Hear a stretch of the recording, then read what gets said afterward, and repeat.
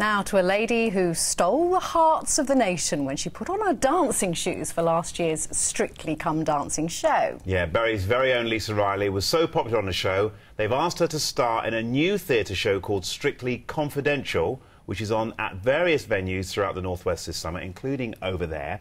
She's with us live.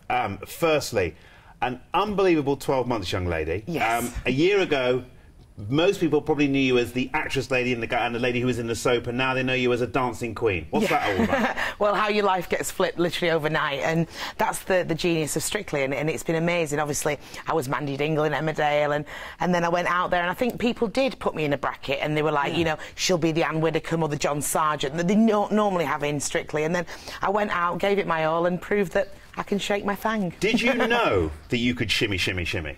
I knew I had rhythm. I knew I could count to 8, and I knew I could, I could hear music. But I've never done ballroom and Latin ever in my life. You know, I did musical theatre at drama school, but I've learnt a new skill, and that's ballroom and Latin, and that's what's so brilliant about Strictly Confidential. That they've coordinated this whole show. It's fantastic. Tell us a little bit about it. Why is it called Strictly Confidential?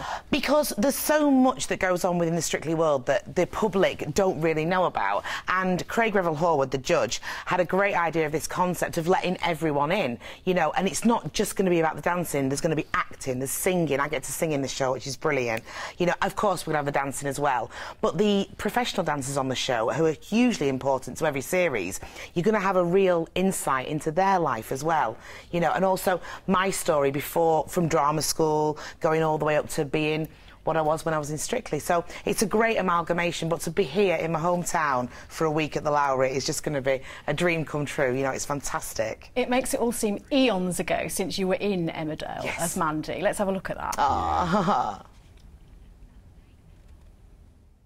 It's coming. Do you know how much I hate you? You don't. You love me, and I know you do. And I love you because I'm Mandy and you're Paddy, and we are still the same people. Still the same Mandy? Yes. So what's it feel like to punch somebody in the face that's still the same Mandy? You've always been an expert at that, haven't you? Oh.